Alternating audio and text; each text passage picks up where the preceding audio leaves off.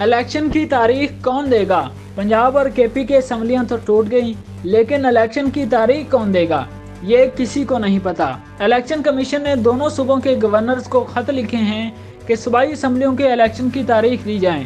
کیونکہ اسمبلی تحلیل ہونے کی صورت میں آئین کے تحت یہ گورنر کی ذمہ داری ہے، لیکن دونوں صوبوں کے گورنرز نے یہ ذمہ داری واپس الیکشن کمیشن پر ڈال دی ہے۔ گورنر پنجاب بلیغ الرحمان کا موقف ہے کہ انہوں نے اسمبلی تحلیل کرنے کی سمری پر دستخط ہی نہیں کیے تھے، اس لیے وہ الیکشن کی تاریخ دینے کے بھی پابند نہیں،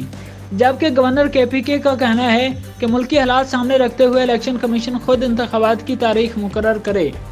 پی ڈی ایم حکومت کی جانب سے مقرر کیے جانے والے دونوں گورنر کی جواب سے واضح طور پر اس بات کی نشاندہی ہوتی ہے کہ انہوں نے الیکشن کمیشن کو حکمران اتحاد کے انتخابات میں تاخیر کی پالیسی سے آگاہ کیا ہے اور اس کے لیے پریشان کن معاشی اور سلامتی صورتحال کو جواز بنانا ہے۔ پہلے یہ بات یاد رکھنا ضروری ہے کہ گورنر پنجاب بلیغ الرحمان کا تعلق نون لیگ سے ہے اور وہ نواز شریف کی گزشتہ کابینہ کا حصہ تھے۔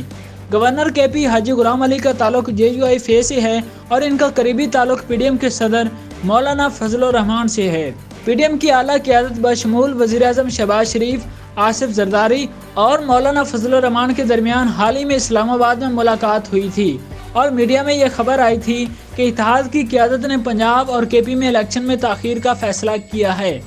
اس بارے میں باقاعدہ طور پر کوئی اعلان نہیں کیا گیا کہ اس ملاقات میں کیا معاملات زیر بحث آئے، لیکن یہ واضح ہے کہ پی ڈی ایم الیکشن کے معاملے میں ہچکچاہٹ کا شکار ہے، کیونکہ ملک کی معاشی صورتحال ہی ایسی ہے اور حکومت سے سخت معاشی فیصلوں کے متقاضی ہے تاکہ ملک کو ڈیفالٹ سے بچایا جا سکے۔ آئی ایم ایف کی شرائط سے جڑے یہ سخت فیصلے مہنگائی میں مزید اضافہ کریں گے۔ شدید مہنگائی اور افراط زر کی وجہ سے پی ڈی ایم الیکشن کے میدان میں نہیں جانا چاہتی، کیونکہ اسے شکست کا ڈر ہے۔ پی ڈی ایم کے رہنماؤں کو احساس ہے کہ عمران خان کو اقتدار سے ہٹانے اور اتحادی حکومت کو قائم کرنے کے فیصلے کی وجہ سے پی ٹی آئی مقبول ہو گئی ہے اور اس کی قیمت پی ڈی ایم کو چکانا پڑ رہی ہے۔